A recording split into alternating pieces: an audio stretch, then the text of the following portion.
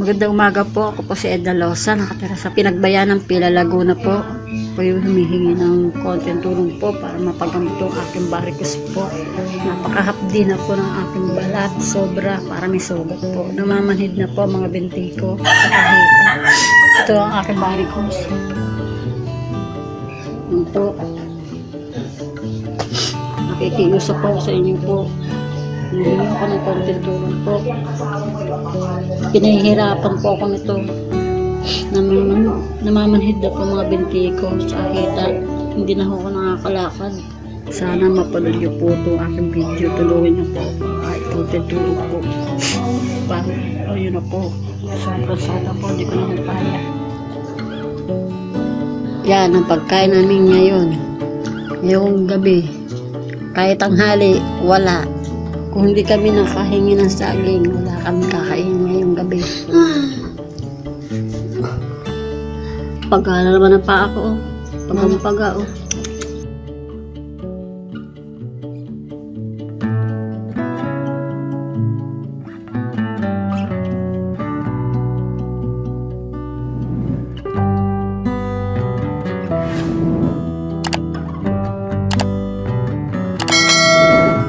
Magandang araw po sa ating lahat.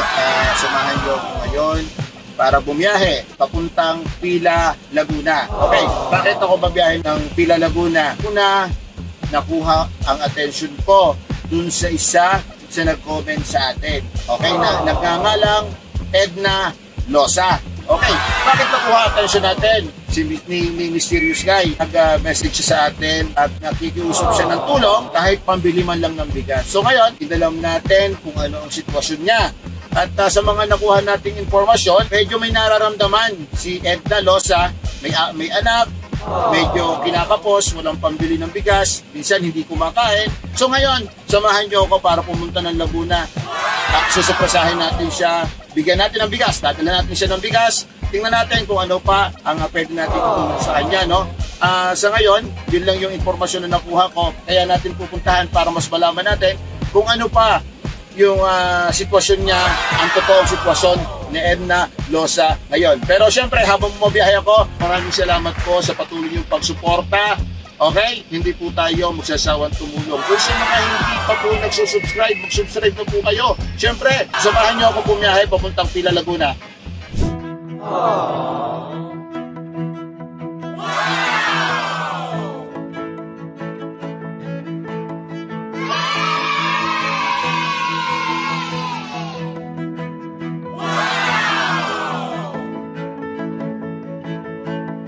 Maraming salamat at binabayan tayo ng Panginoon Diyos na makarating dito sa Pila, Laguna. Okay, ngayon kasama natin si Edna Losa. Kaya tayo nandito ngayon kay Edna Losa. Siyempre, meron tayong kaunting pasalubong sa kanya at dahil sa kanyang message, medyo nantig ang ating puso. Although marami tayong mga schedule, priority natin si Edna Losa. Okay, ngayon kasama natin si Edna Losa at nakita natin yung sitwasyon ng bahay niya, no? Wala silang kuryente, no? Wala kayong kuryente. Nakikabit lang kayo.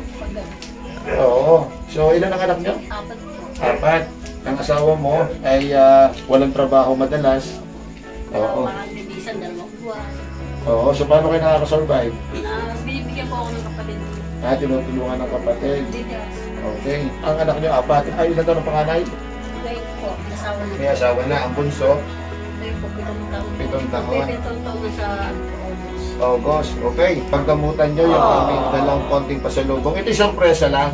Sorpresa mo lang ito na ikaw ay binisita namin at nagpakasakali kami na makita ka namin. Mapapanood nyo yung video na pinadala ni Miss Edna sa akin.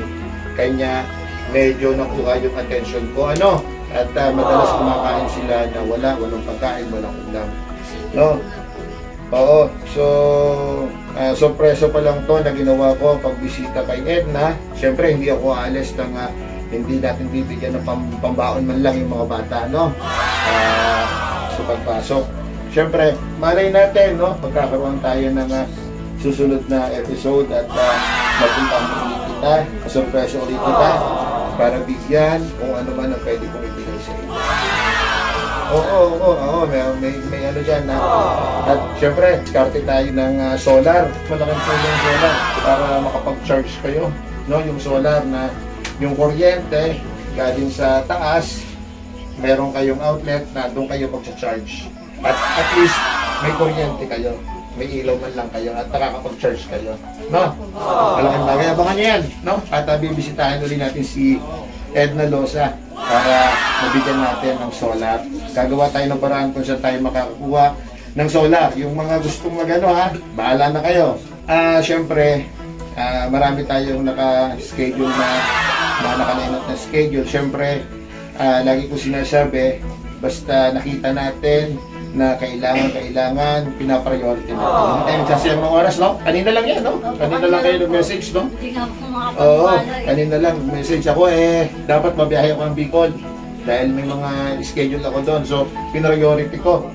Ito. Okay, abangan ninyo yung susunod na punta ko dito. At magdadala tayo yung kailangan na, yung solar, no? Solar. Abangan nyo yan. At saka kung ano pa pwede natin ibigay, no? Na makakatulong sa mga bata. Alright?